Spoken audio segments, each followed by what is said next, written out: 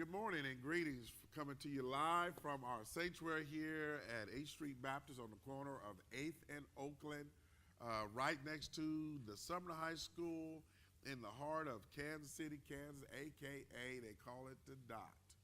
So we're grateful to be here again. I'm with our ministers, Reverend Jewel Jackson and Reverend Dewberry, who are we are equal partners, and teaching our Sunday school. And so it's a blessing to be able to greet you. So listen, share our page, like our page. Do me a favor, start a party, start a watch party. I invite somebody to come in and have Sunday school with us through way of teaching, way of studying. This is your opportunity to engage us with word, coffee, TV, whatever it is. We're here to go into what they used to say in your front room, into your kitchen, and have Bible study with you. So send us your prayer requests as we get ready to start. So we have a very unique lesson. It's the Sunday after Easter. Yes. It's the March to Pentecost. That's what this is, the March to Pentecost. And so for some of you all here, Jesus is now from his resurrection appearing and disappearing. 40 days. He's of reaffirming, hey, my body ain't stolen. I'm resurrected. I'm here. Yeah. So go ahead, Reverend Dewberry. He said, you see me, you can touch me, you can feel me. Nobody stole me and took me and put me anywhere. I'm here. Yeah. And it's important because this is what Acts chapter 1 really starts off with, talking about the confirming Jesus' resurrection, and he calls it the infallible proofs. Yes. The infallible proofs, meaning Jesus was. And so the church is getting ready to now start. This lesson here marches us to Pentecost, which is the formation of the church, which is very instrumental to the resurrection. So how does the church start? How does it come together? Well, let's start with our verses here, and we'll read.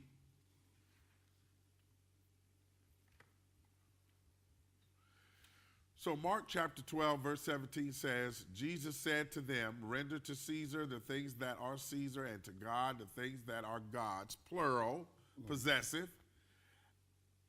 And they were amazed at him. Yeah. Every person is to be in subjection to governing authorities, for there is no other authority except God, and those which exist are established by God. Now this is Romans. For because of this, you also pay taxes, for rulers are servants of God, devoting themselves to this very thing. Render to all what is due them, taxes to whom taxes due, custom to whom customs due, fear to whom fears, honor to whom honor. Owe nothing to anyone to love except to love one another. For he who loves his neighbor has fulfilled the law. Peter chapter 2, verse 13. Now this, we need to make the distinction between the writings. Romans is to the Gentiles. Peter is to the Jews. One is a proselyte. Those are people that came to the church from other churches. The other are Jews who are born into. Yeah. It's a big difference. Yeah, born into the chosen. Yeah. Explain a little bit and then we'll read that. Well, the chosen, if you go, I believe it's, I can't think of the book, where God, when he had passed by, he saw Israel was not a nation. It was like a babe that hadn't been swallowed, hadn't been taken care of, hadn't been wrapped. Nothing had been done to them. He said, but I have chosen you, not because you was a great nation, not because you was better than anyone else, but I saw you, and when I walked by you, it was a thing of love with me and you. Yeah. He said, I've chosen you. So it was at that point Israel started becoming a nation. Right. And then later it becomes actually a governing. Yeah, right. A government and an established nation with boundaries, geographical boundaries. So Peter chapter 2, verse 13, says, submit yourselves for the Lord's sake to every human institution. Now, this is why I made the distinction of the formation of the church. Whether to a king, all right? Mm-hmm. And this, I believe this is where the Sunday school writers are trying to partner that piece out of Mark. Yeah. Okay. Yeah. As the one in authority. Mm-hmm. Or to governors as sent by him, the king, mm-hmm. for punishment of evildoers and the praise of those who do right. For such is the will of God. Now, this is Peter really talking about, I need you to make sure you don't give the enemy no dry wood for his fire. Yeah, you're right. Don't let somebody hold something against you. Uh-huh. Yeah. That by doing right, you may silence the ignorance of foolish men. Mm-hmm. Act as a free man. In other words, you got your own mind. Mm-hmm. And do not use your freedom as a covering for evil, but use it as bond slaves of God. Honor all people, love the brotherhood. Now, this goes back to what Romans was talking about. Fear, and brotherhood just means men and women. I want to make sure you understand that, okay? Yeah. Fear God, honor the king. May God have blessed to the reading and hearing of his word. Mm-hmm. All right. Yeah.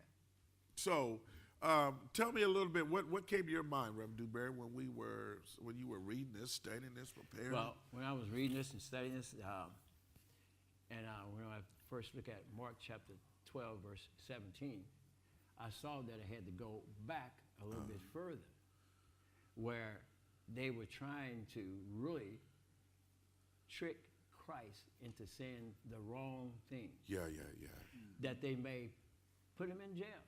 Yeah. And so, and we have to understand, these were the Sanhedrins. Okay. And the Sanhedrin was made up of the Pharisees and the Sadducees, the religious group. 71 people plus a high priest. Yeah, right. Yeah.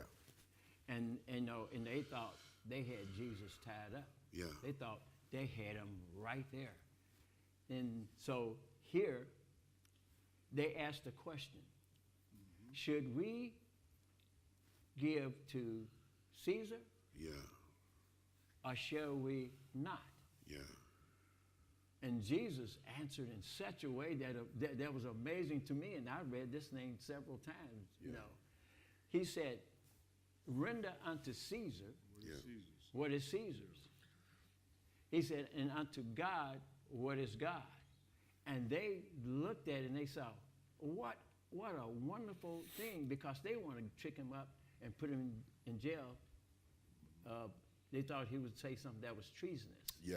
And so, but he did not. But he was, they really didn't know who he was.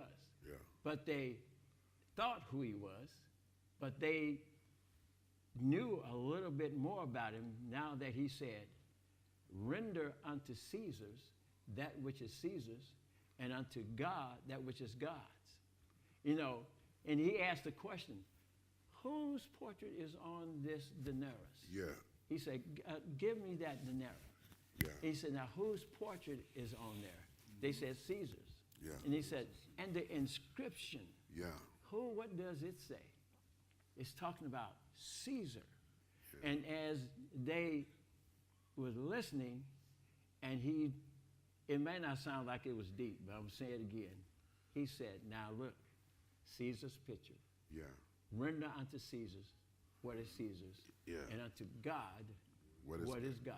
Now, you know, and one of the key things is, let me, if you don't mind, friends, those who are watching online, the political government was structured as such.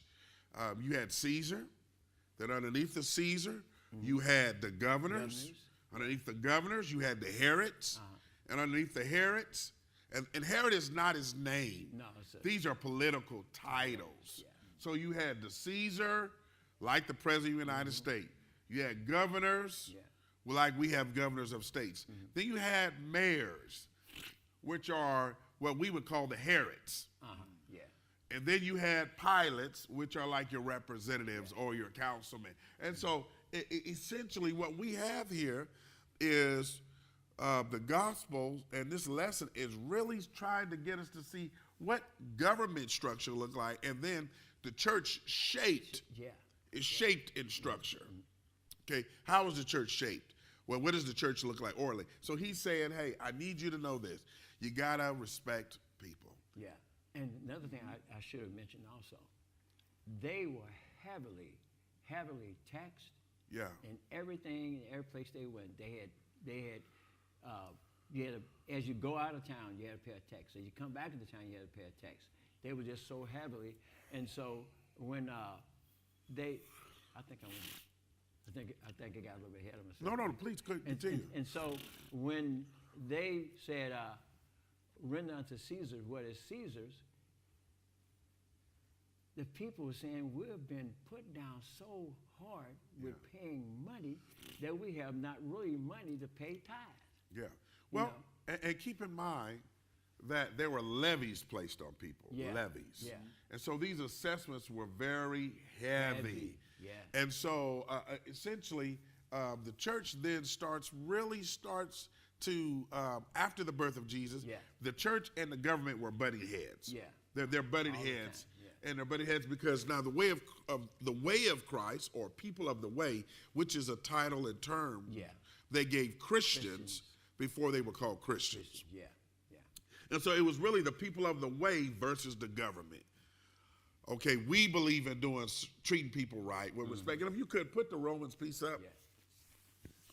Romans, this is where he's saying about the church. So the church and the government were really pitched, Pitched,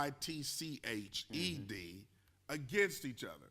So he says in Romans, I need you to know that everybody has to be respectful and obedient to people in leadership. Every person is to be in subjection to governing authorities. For there is no other authority except from God. Now this here, you can take that down. This was telling those Christians, I know they're coming after you because Jesus is resurrected, his body ain't stolen. And the government is saying you stole the body. The church is growing. Now keep in mind, the church, as the church is growing, people are laying money at the apostles' feet. They're selling their houses. They're giving to the poor. And they're saying, before you start distributing to everybody, pay us. Pay the government. In other words, hey, we're the boss.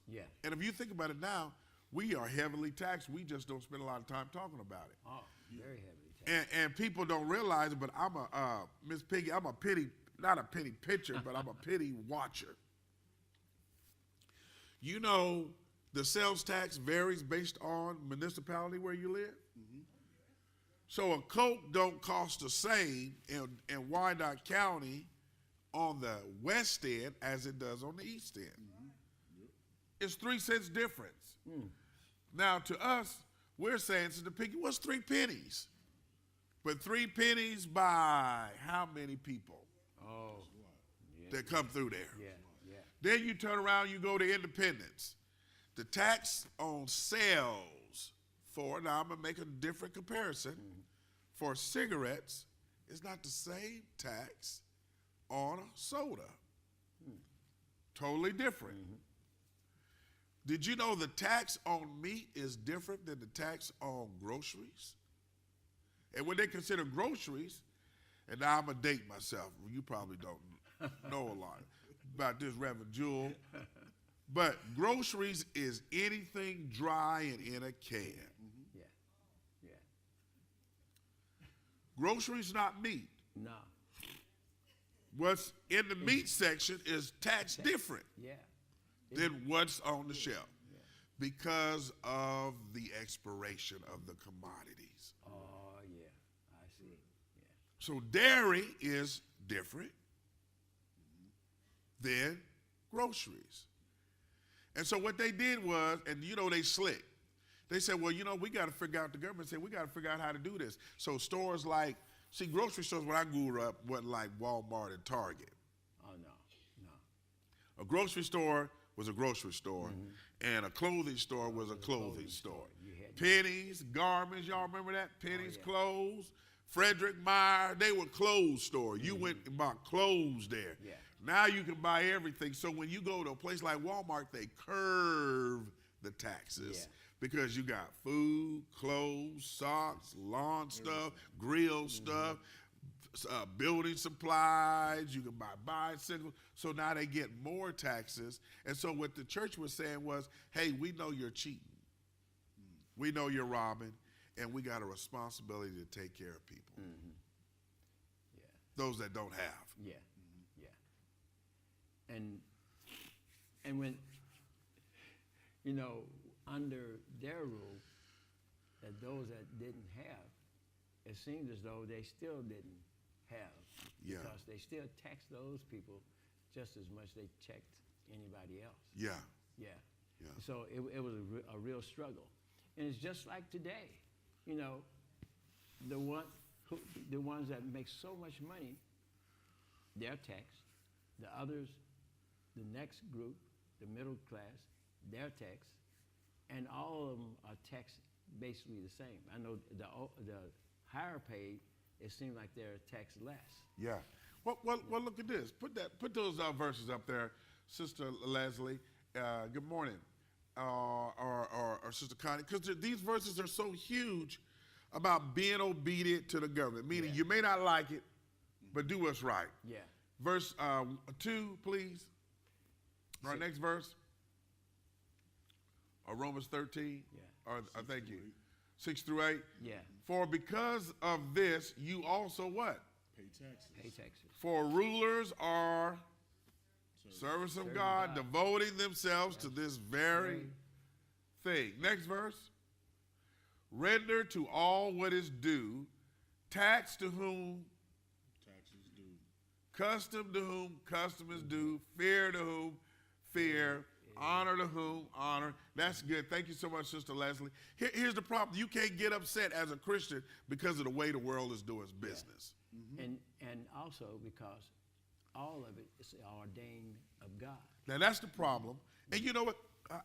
You know, sometimes I'm real petty. I told somebody on the Noonday Bible study how petty I can be, potentially. Yeah, I heard that. So I just got my driver's license. I'm still holding on to my Missouri driver's license. See, in Missouri, when you get your driver's license, they put a stamp in it to say it's void. So the lady told me in Kansas, said they don't afford it. They can't afford the stamp, so they cut it. They cut yours too? I said, well, I'm going to hold on to both. But the point I'm getting at, I got an attitude with the lady behind the desk. She just works there. Yeah.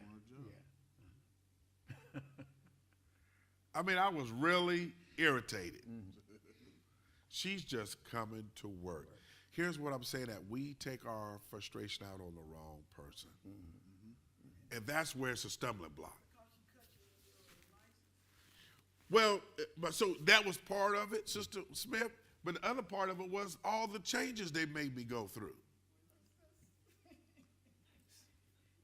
Just to get a driver's license. Sister, I always tell them, I said, I know you didn't make the rules. You just follow them. yeah. You know, after I express, but I have no one to talk to but you. So listen. Bear with me. So Sister Wanda, so you went through the same thing getting your stuff. With everything, you know, whether it's talking to customer service with my telecommunications company, whatever. I always go through this, and I bet they say, please be quiet. I said, I know you didn't make the rules. Yeah. You're just following them. But I have no one else to talk to, so you have to listen to me. See, I like the way you said it. So you have to. I need you. You ain't gonna make no changes, but. So you know, going there and having to deal with all of that can be frustrating. But here's the challenge: your witness is at stake. Yeah. And there's an everyday challenge, because when I'm at work, so many things happen you're used to things going one way, and then the next day they say, no, we're not doing this, we're doing that. And I could feel myself, the heat rising, you can Yeah. feel it. And so I said, this is an indication that God is telling me, simmer down. Yeah. So tell me a little bit, Reverend Jewel, what are you thinking? What are you thinking? I see you look like your wheels are turning. I did well. Just what Brother Dewberry just said. Just at work. At 1 minute, working at Jared, if you bought a Levion piece from us, back then your work that was done on it was free. And then now company changes. Whether you bought a Levion piece from back then or a new Levion piece now, you're now being charged for the work that's being done. So we're being looked at, like he was saying, I'm like, I just work here. I don't make the rules. Yeah. I just work here. Well, how much is it then? Well, it's this much. Well, why is it that much? Well, you have tax on there. Yeah. Well, I'm going to go somewhere else then. Well, then we use that tax scheme. Well, if you go to Lenexa, they tax over there is 10.7. You stay over here in Overland Park, it's only 9.6. Yeah. Well, I just stay here then. Yeah. So when I was just hearing and reading and listening about taxes, I just thought about work. Well, Yeah. we have to pay taxes. And see, the church was struggling because they were trying to figure out order. They're trying to figure out order. Yeah. Who's in charge? How do we structure this? And keep in mind, the apostles are leading the church by preaching. And this is one of the things I didn't get a chance to say while I was teaching Noonday Bible Study. So the handling the money was left up to the deacons Yes. and the women. So imagine that. Could you imagine how some of those brothers responded when somebody they was working with didn't act right? Pretty much as we. Yeah. And so look at, if you would put up verse 7 and 8 up on the screen, 7 and 8.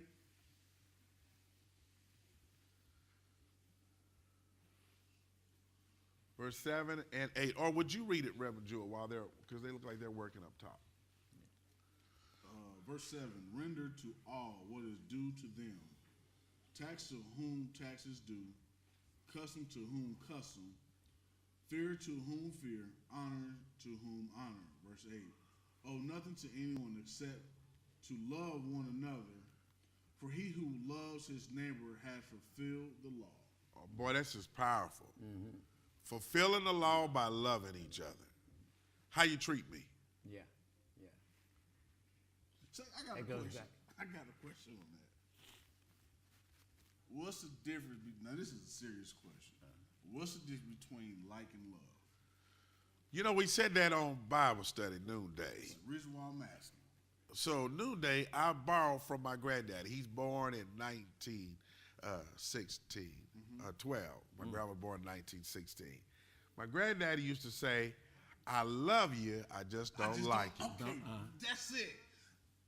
Please explain that. Well, I didn't know what that meant because it left me feel. I told him on Bible study, it left me feeling some kind of way. Well, Yeah, I love you, but I don't like you. I don't like you. the Yeah. way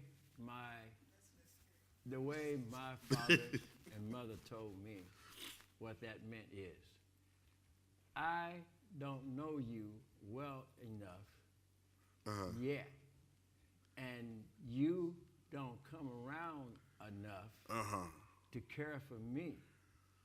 But I do love you, but I don't like you, and you have some ways that I don't like. And there's some things that you're going to have to change, for me to get in that love feeling, relationship. I mean, that, really loving you, really liking you. Now, there's people that I really like, but I don't love them See, because I have not a relationship with them. so and I believe that, and I'm gonna lean into what you're talking about. I believe when they would say, "I love you" and "I don't like you," I love you because God calls me to love you. Right. But I don't like your behavior. Right. Some I don't like your behavior. So when my granddad would say that, it left me feeling, almost, broken, Yeah. you know, head down, Yeah.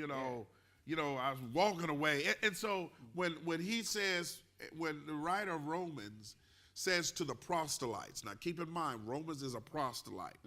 So a proselyte is somebody that comes to faith. You're right. They're not like the Jews that are born into it. faith, yeah. They come from different places to the faith. He says, now listen, you got all these different teachings that are embedded in you. Now, he says, but now I need you to know you need to be obedient to the law Yeah. because your witness is at stake, meaning God looks at how you carry yourself. Right. Then he said, and then love everybody. Yeah. Love. Now, I'm going to be honest with you. Loving people is Christ's work. Right. Absolutely. It's anointing work Yeah. because you need Christ to love. Love. Yeah, and if you don't have him, then you can't because you'll be stuck on what you don't like. And it shows. Yeah, and so when you see somebody, or when you watch or receive treatments from somebody, 'cause that's what love is. It's how you receive treatment from somebody. You know when somebody's mistreated you. Yeah. Oh, yeah. Oh, yeah. Oh, yeah. Yeah, and now here's the challenge. You show your witness by treating somebody the way you want to be treated when Right. they treat you wrong. Right. That's absolutely because I've had to do that all my life. Now watch this. He says the law mistreats people. The government. Yeah, they do. They do. They put heavy burdens on. They you. put, Yeah. and think of this, and I'm just talking out loud. Now I'm not let me be clear, I'm not a political person, but I am in politics. Because Christ was in politics. So I don't lean into a party, but I believe in answering injustices. So if someone's been mistreated and there's an injustice, I'm going to answer an injustice. Yeah. An example, if I see you kick somebody that's down, kicking them and you know that they can't protect themselves, that's an injustice. And so I see myself engaged. Now that I've made that disclaimer,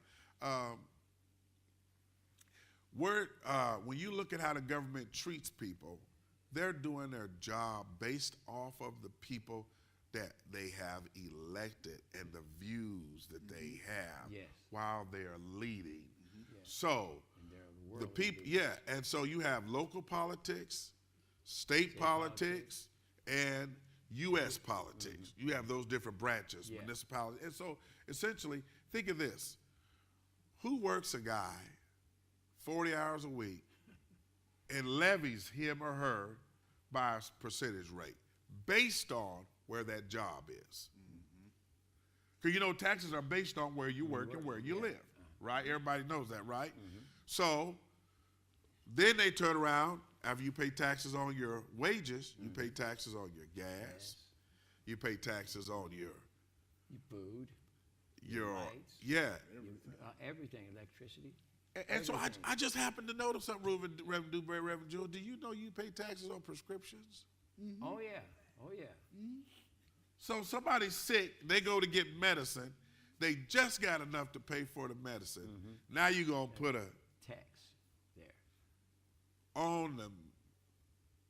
And I'm supposed to love the government. It's that 10 point whatever percent Well, that area is charging. Did he say love the government or respect the government? Well, respect, but he said love everybody. Yeah. So love is everybody, But- right? Yeah, but look at this. Respect. Okay. So you got to love everybody. But respect is how you treat. Treat me.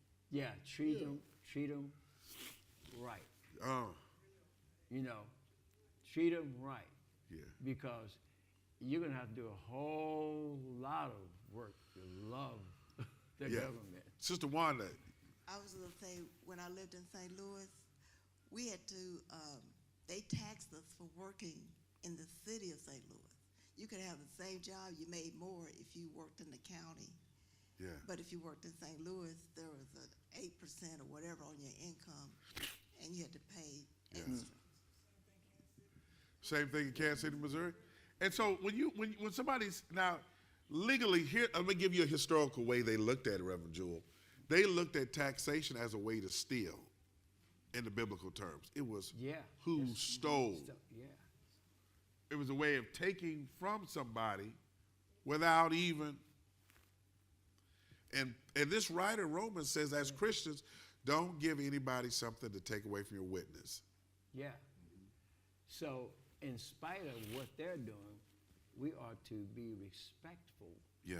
to that, because it's all set up of God. Yeah. And they, not that God wanted them to be crooks yeah. and stealing. Well, and if you don't mind, put that Mark piece back up one more time. I know you guys are working up there. Thank you for your hard work. Mark chapter, or can you read it, Reverend Yeah, Jewel? I got you. Yeah, read that for us. Mark 12:17. Then Jesus said to them, "Give back to Caesar what is Caesar's, and to God what is God's." Okay. And they were amazed at him. All right, so let me say, here's the thing. Image is everything, Lloyd. Lloyd is here in the sanctuary, and I just happened to see him at the corner of my eye, and I've been wanting to say good morning to him, so that's my way of saying it. So image is everything. So can you imagine attaching a face to this? Attach a face to someone who is doing you wrong, and whoever's working in that capacity, that's who they represent. So let's be full circle. I pray for any president. Oh, yeah. It don't matter who's in office. I pray for all of them. Yes. I pray for their health, their well-being, their mind, their families, their safety.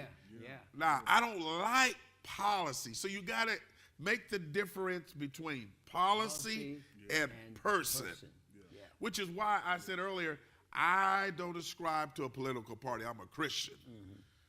I don't, so whatever policy that you put in place, Democrat, Independent, Republican, I'm not gonna give you that much credit because I know people are flawed. So here's what I like to say: Caesar wasn't liked.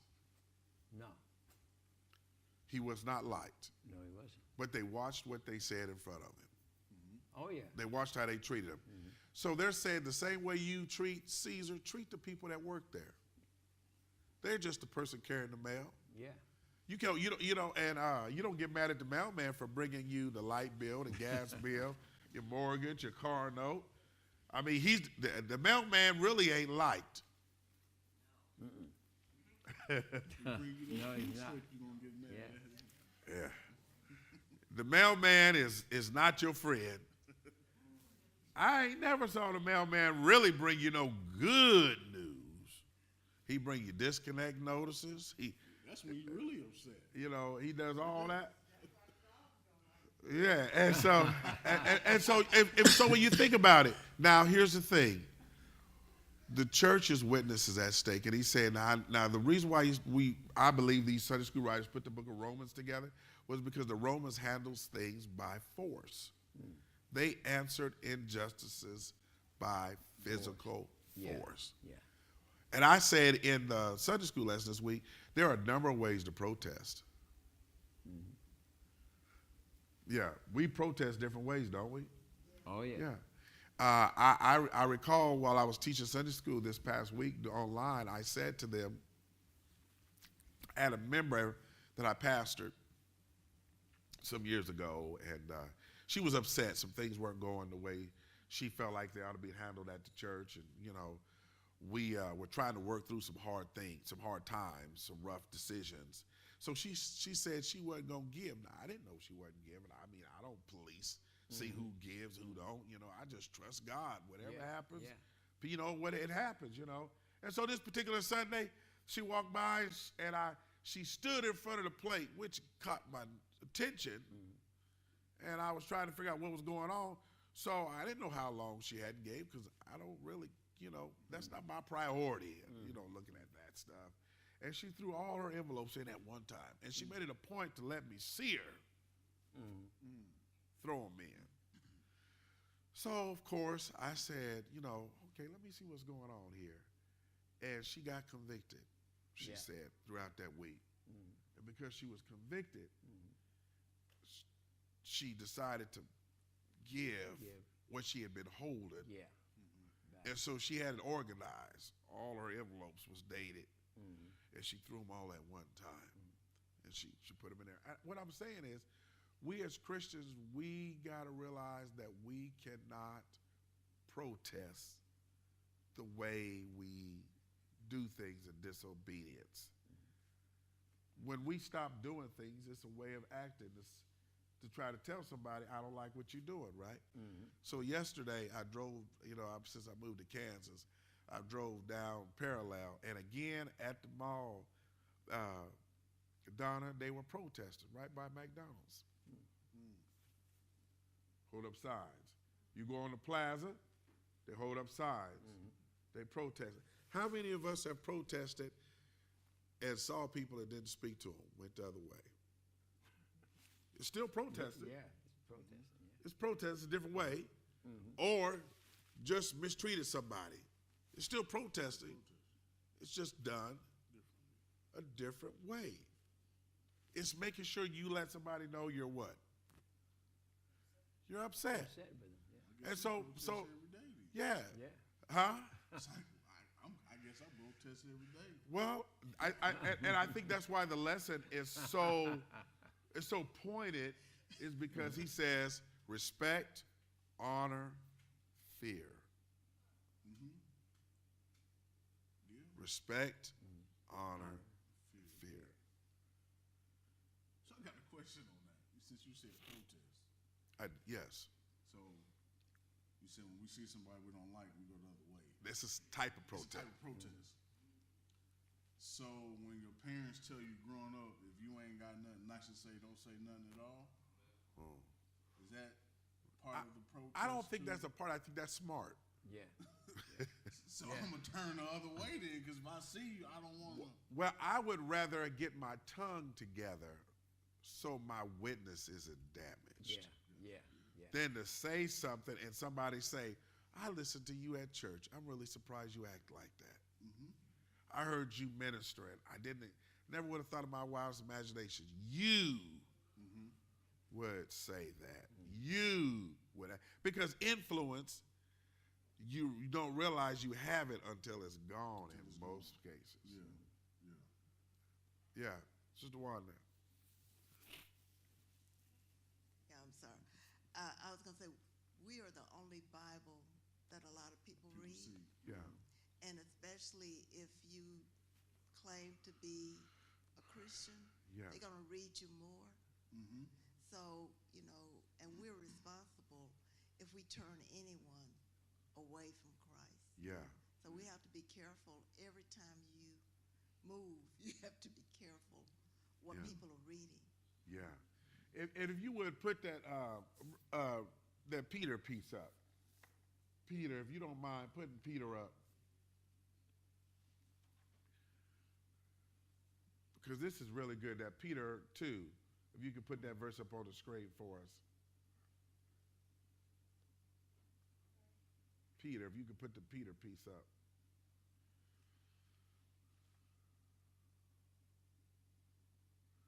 All right. So this verse here, it really is an application. It's personal application. This means this is how I apply what I learned. I heard it, I got to apply it. Now, I didn't said it, I got to apply it.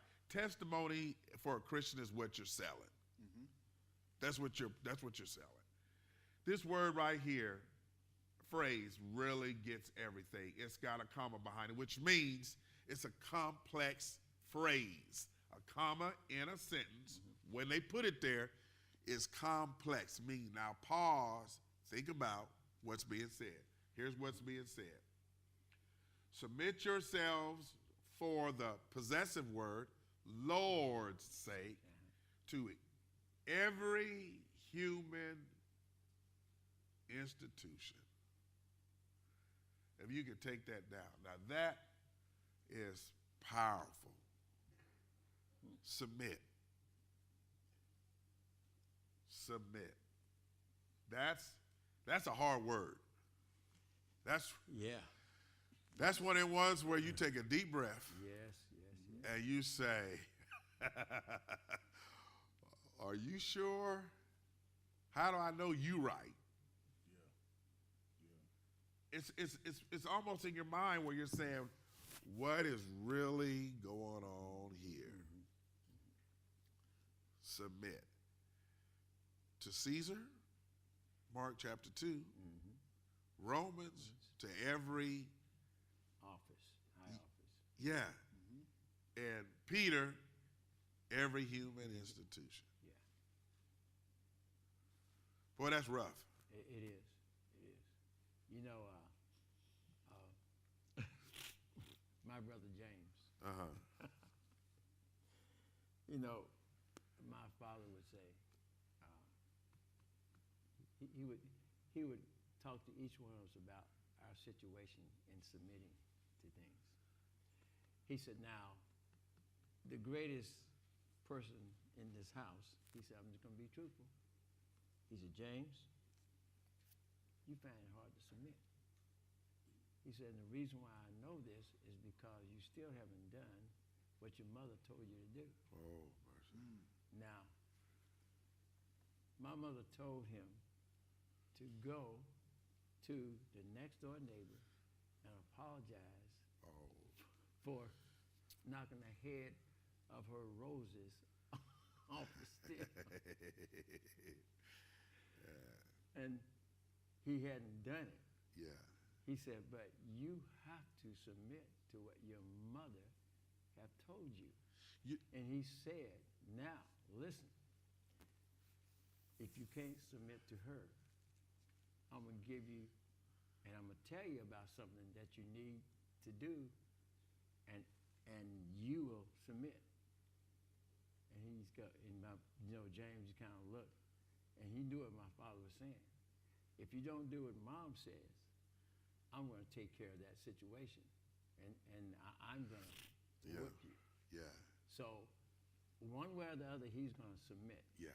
And then after I whoop you, you're going over there and apologize to that neighbor. Yeah. And the word submit means to come under. Yeah. Come under, to come under. So submission means to go underneath someone else's mission. Yeah. Then he had to. He even had to go and submit, apologize to my mother. Yeah. And And you want submitting. and you want to know something? That word apologize is the hardest thing for me as well. To apologize to somebody. Now, listen. Let me just put this out there so everybody can feel vulnerable and human at the same time. Apologize. It takes a lot of Jesus. A lot of Jesus. A lot of Jesus. To go and say, I'm sorry. That's a lot. Yeah. And because it means you are admitting to error Yeah. or misdirection or misinformation. A lot of different things, right? And so when he said submit, he said, hey, the best way to be a Christian is just to say, hey, I'm going to get on the right page. Yeah. Yeah. And apologize. When you say that word, James had to apologize. Yeah. But growing up, my uncle and some of my cousins watch periodically. I got a lot of whoopings. A lot of. I mean, now it ain't the kind of whoopings these guys get now. Yeah. These whoopings they get. These are. We Hey, talking about- sit down. Hey, it's time out. Oh, no. 5, 4, 3. We didn't get none of no, those. It was. Hey, come go with me. Yeah.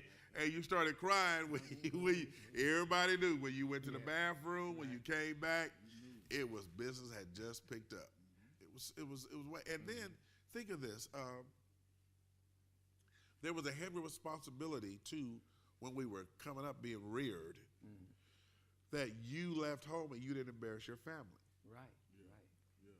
So children, when they left home, they represented their, Yeah. and you didn't act up because that meant your mama or daddy didn't raise you right. Right. Yeah. Or you weren't being, I mean, that was the way. Now, this wasn't just a that's- black thing. No. This was a white thing, a Hispanic. Right. That was the way, that was the culture. Yeah. You respected authority. I remember getting different types of punishment. So I called one of my granddad's friends, George. Oh. Oh. Well, everybody else was calling him. That's Mister.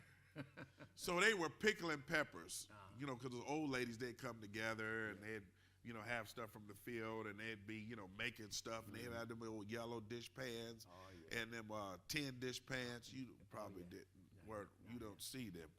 You wouldn't know what they were. But when you would buy them, Reverend Jewel, they have like 5 different sizes at one big dish pan. And so ladies would have those dish pans, and they would be making chow and stuff like that. So my grandma said, when I said Joey, she said, "Come here, baby." And so I just went over there to her. She said, "Stick your tongue out." I didn't, think nothing of it. She ran that pepper across my tongue, and she said, "Now go sit down." And I didn't know it at the moment, but within a few seconds later, the sensation. Yeah. And I said, "Oh, that's hot." She said, "Now next time you use your tongue to call an adult by his name, I want you to think about this." Think about that pepper. She said, "I go in there and drink some milk and go back and play." and so for me, I said, "Ooh, that's so barbaric." It worked. Did it work? But they taught us, Yeah. when someone was older, if they were 1 year older than you, it's Mrs. If it's a male, it's Mr. If you were in church, it's brother, it's sister. You didn't just walk up. Say first name.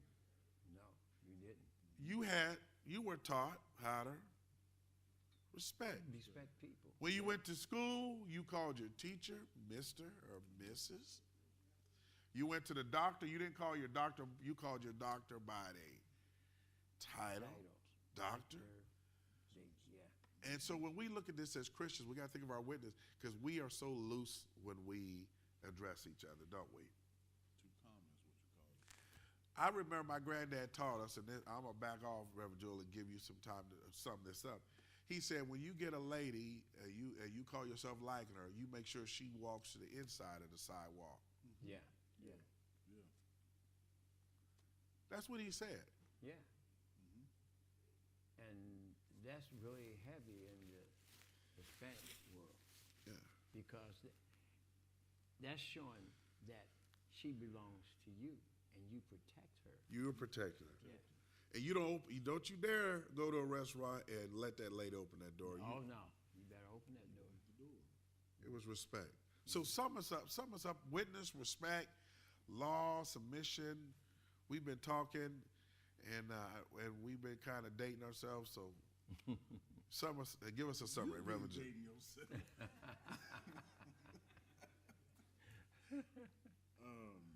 As I was just listening to everything, give to God what is God's. But let me back up. So I do have a question I wanted to ask before I continue. But with respect, don't love and respect come hand in hand? Because how can you respect somebody but don't love them? How can you love somebody and don't respect them? So does that go hand in hand? I respect